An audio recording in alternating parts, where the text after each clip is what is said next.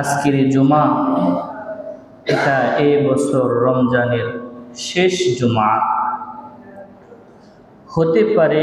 আমাদের অনেকের জন্য এটাই আমাদের শেষ জুমা। আল্লাহ পাক আমাদেরকে রমজান দিয়েছেন, বড় ভালোবেসেছেন, বিদায় রমজান দিয়েছেন। আমাদেরকে ইহসান করেছেন, দয়া করেছেন, মহাব্বত করেছেন, বড় ভালোবেসেছেন, বিদায় রমজান দিয়েছেন।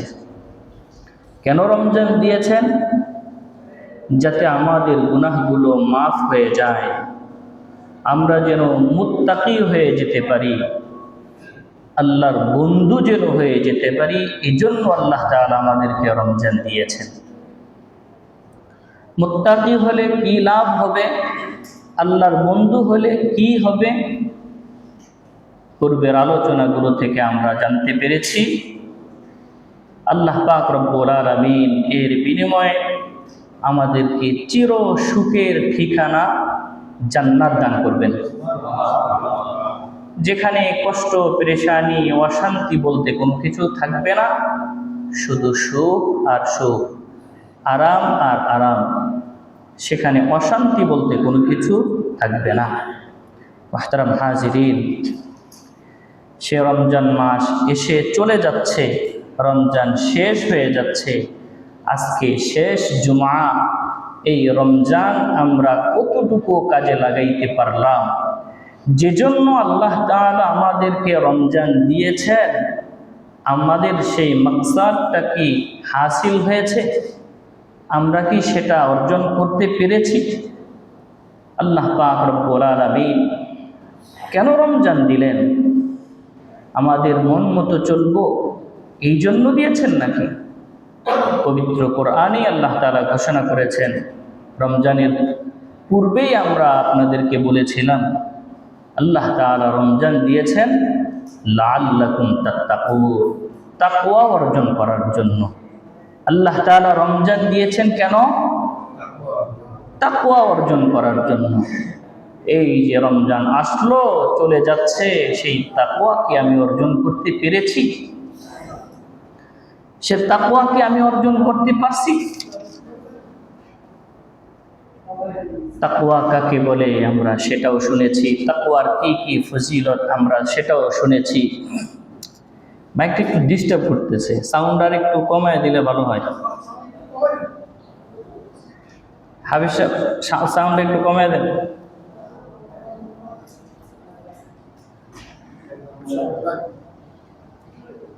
হাবিব সাহেবরে ডাক দেন।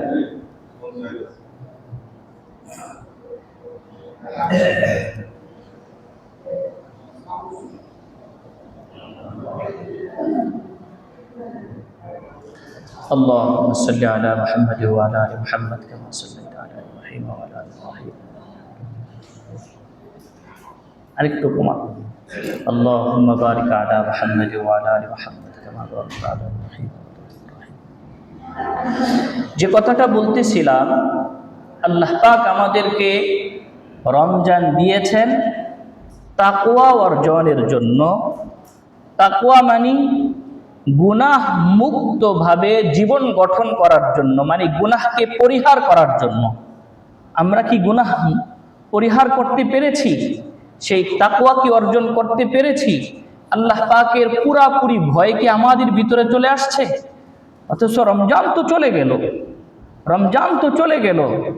নবীজি বলেন যে রমজান দুই ভাগে ভাগ হয় বান্দার জন্য, উম্মতের জন্য।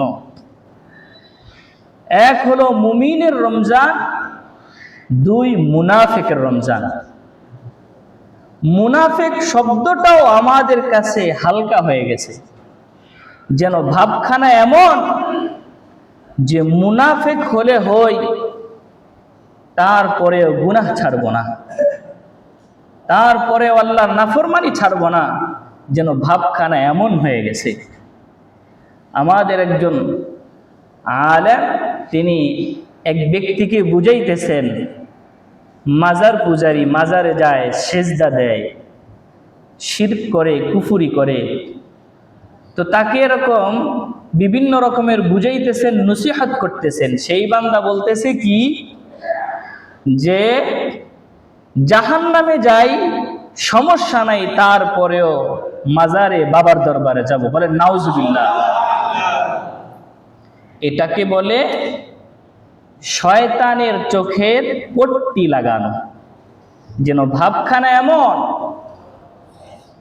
মুনাফিক হই তাতে কোনো সমস্যা নাই, কিন্তু গুনাহ ছাড়তে পারবো না, জিনা ব্যভিচার ছাড়তে পারবো না, চোখের গুনাহ ছাড়তে পারবো না, হারাম ছাড়তে পারবো না, মিথ্যা ছাড়তে পারবো না, যেন আমাদের ভাবখানা এমন হয়ে গেছে।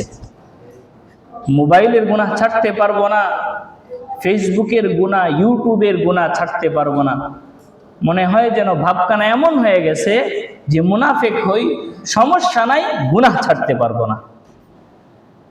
এই রমজান মাস চলে যাচ্ছে, এখনো পর্যন্ত আমরা অনেক বান্দারা এরকম গুনার মধ্যে লিপ্ত, অথচ আমার নামাজটা এখনো ঠিক হয় নাই, আমি এখনো পর্যন্ত সময় মতো নামাজ পড়তে পারলাম না, নামাজটা শিখতেও পারলাম না পরিপূর্ণরূপে। তাহলে চিন্তা করেন, আমার রমজান এটা কি মুনাফিকের রমজান নাকি মুমিনের রমজান? রমজানের বাহিরেও দুনিয়া দুনিয়া, রমজানের মধ্যেও দুনিয়া দুনিয়া, রমজানের বাহিরেও গুনাহ, রমজানের মধ্যেও গুনাহ।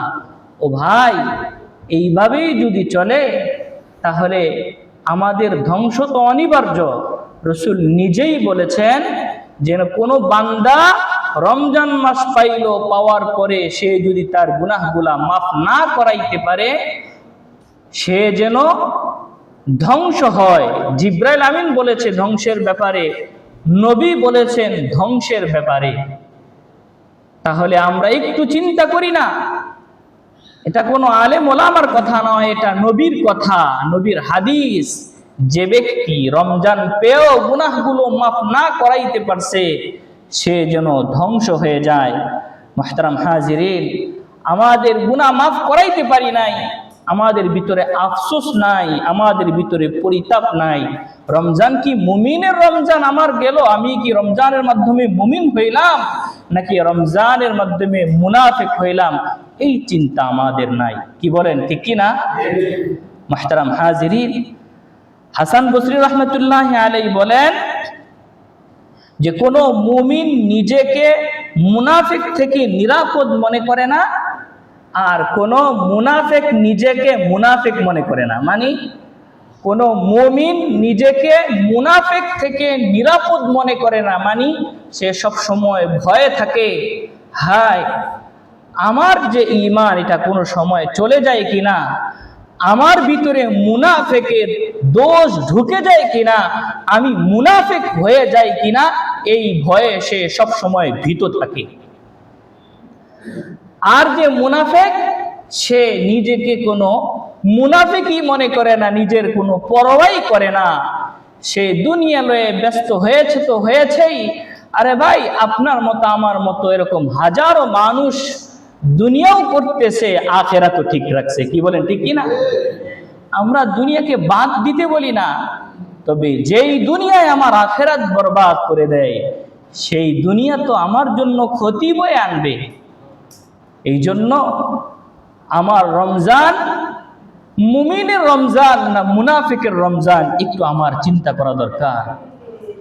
মুনাফিকের শাস্তি তো কাফেরের চাইতেও বেশি ভয়ঙ্কর। নবী হাদিসের মধ্যে বলেছেন, এবং আল্লাহ তাআলা কোরআনের মধ্যে বলছেন, ইন্নামাল মুনাফিকিনা ফিদ দারকিল আসফালি মিনান নার, দারকিল আসফালি মিনান নার। যে মুনাফিকের শাস্তি কাফেরের চাইতেও বেশি হবে। কেন হবে? যে কিছু কিছু ক্ষেত্রে সে কাফেরের চাইতেও আরো বেশি ক্ষতি সাধন করে, নাফরমানি করে। যেমন মুনাফিক সে মুসলমান সেজে ধোঁকা দেয়। কি দেয়? ধোঁকা দেয়। এক নম্বর ধোঁকা দেয় মুমিনদেরকে, সে ধোঁকা দেয়। দুই নম্বর ধোঁকা দেয় সে তার নিজেকে ধোঁকা দেয়, সে নিজেকে ধোঁকা দেয়। এবং এই মুনাফিক হাদিসের মধ্যে আসছে আরো ধোঁকা দেয়, নবীকেও ধোঁকা দিতে চায়, আল্লাহকেও ধোঁকা দিতে চায়। বলেন নাউজুবিল্লাহ। মুহতারাম হাজিরিন, নবী স্পষ্ট বলে দিয়েছেন হাদিসের মধ্যে যে গুনাহ ছাড়তে পারলাম না আর আমি রমজান কাটাইলাম, এই রমজান আমার জন্য রহমত নয়, এই রমজান আমার জন্য ধ্বংস। কি বলেন ঠিক কিনা? মুহতারাম হাজিরিন, এজন্য আমরা গুনাহগুলো থেকে একটু সতর্ক থাকি। দেখা যায় রমজান মাস চলছে, এখনো বিভিন্ন দিকে গুনাহ, মোবাইলের গুনাহ, ফেসবুকের গুনাহ, ইউটিউবের গুনাহ, জিনার গুনাহ, মিথ্যার গুনাহ, মানুষকে কষ্ট দেওয়ার গুনাহ, বিভিন্ন রকমের গুনাহের মধ্যে আমরা জর্জরিত। আমাদের ভাবখানা এমন, প্রয়োজনে মুনাফিক হয়ে যাব, মাগার গুনাহ ছাড়তে পারবো না। জাহান্নামের অথল গহ্বরে চলে যাব, কিন্তু গুনাহ ছাড়তে পারবো না। মনে হয় আমাদের ভাবটা এমন হয়ে গেছে। মুহতারাম হাজিরিন, এই যে রমজান চলে যাচ্ছে, এই রমজানেও যদি গুনাহ আমার মাফ না হয় তাহলে কি অবস্থা হবে? এই যে প্রত্যেক দিন রমজানে 5 ওয়াক্ত আল্লাহকে ডাকা হয়, আল্লাহর পক্ষ থেকে মসজিদ থেকে ডাকা হয়, আমি মসজিদে আসি না, আমার 5 ওয়াক্ত নামাজ ঠিক হয় নাই, আমি 5 ওয়াক্ত নামাজ ঠিকঠাক মতো পড়তে পারি না। আল্লাহ তো আমাদেরকে স্মরণ করে দিয়েছেন, আইয়ামান মাদুদা, কয়েকটা দিনই তো মাত্র। আমরা বলি না কয়েকটা দিন, দেখতে দেখতেই তো। এটা আমাদেরকে বলতেছেন, বান্দা দুনিয়ার জীবন কয়েকটা দিনই তো মাত্র, আইয়ামান মাদুদা, কয়েকটা দিনই মাত্র। এই কয়েকটা দিনে তুমি তোমার নিজের 3.5 হাত বডির মধ্যে গুনাহ ঢুকায়ও না। তুমি তোমার এই বডিটাকে গুনার মাধ্যমে নাপাক বানায়ও না। মনে রাখবা, আল্লাহ যেমন পবিত্র, আল্লাহর জান্নাতও পবিত্র, আর ওই জান্নাতে প্রবেশ করব পবিত্র মানুষ। কোন নাপাক, কোন গুনাহগার সে কখনো জান্নাতে প্রবেশ করবে না। বলতে পারেন হুজুর অনেক ইমানদারের তো গুনাহ হয়ে যায়, ওই ইমানদার গুনাহগার কি জান্নাতে প্রবেশ করবে না? না, সে নাপাক অবস্থায় কখনো জান্নাতে প্রবেশ করবে না। ওই গুনাহের কারণে জাহান্নামের শাস্তি ভোগ করবে, তারপরে আবে হায়াতের পানি দিয়ে তাকে পবিত্র করা হবে। ওই শাস্তি পেয়ে পবিত্র হওয়ার পর তারপরে জান্নাতে ঢুকবে। অথচ গুনাহ করি, চিন্তা করি না, এই গুনাহ করলাম, আমার শরীর তো নাপাক করে ফেলছি, হায় আমাকে তো আল্লাহ তাআলা পবিত্র করা ব্যতীত জান্নাতে প্রবেশ করাবেন না। ওই পবিত্র করার জন্য আমাকে তো জাহান্নামের আগুনে জ্বলতে হবে।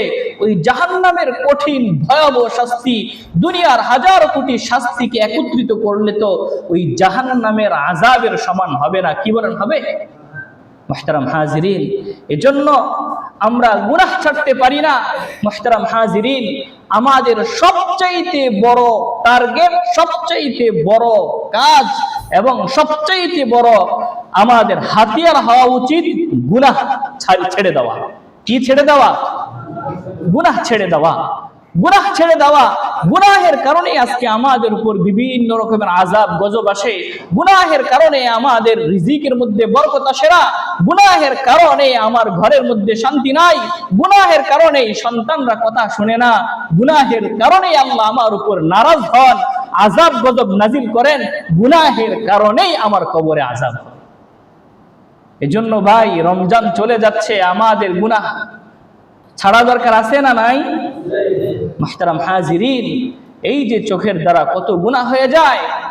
দেখেন, আমাদের উস্তাদ বলতেন যে বাজার, তোমরা আমল যতটুকুই করো না কেন, খবরদার গুনাহ করো না, গুনাহ করো না। গুনাহের কথা বারবার বলেন যে কোনো বান্দা যদি অন্য কোনো আমল নাও করে, আল্লাহর ফরজ ওয়াজিবাত গুলো যদি শুধু পালন করে, আর সে যদি কোনো গুনাহ না করে, সে জান্নাতে চলে যাবে। আজকে আমরা গুনাহ থেকে বাঁচতে পারি না। গুনাহ থেকে বাঁচা হাজারো আমলের চাইতে, ইবাদতের চাইতে উত্তম। এই যে আমার চোখ বিভিন্ন দিকে চলে যায়, শয়তান নেয়, আবার ফিরিয়ে আনতে হবে। একটা কুদৃষ্টি খারাপ নজর থেকে আমার চোখকে হেফাজত করলে কি ফায়দা?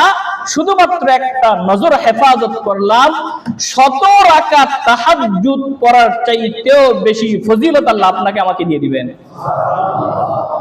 বলেন, গুনাহ মুক্ত হওয়া দরকার আছে না নাই? এই রমজান চলে যাচ্ছে, আমাদের গুনাহ আমরা এখনো মাফ করাইতে পারি নাই। যারা মাফ করাইতে পারি নাই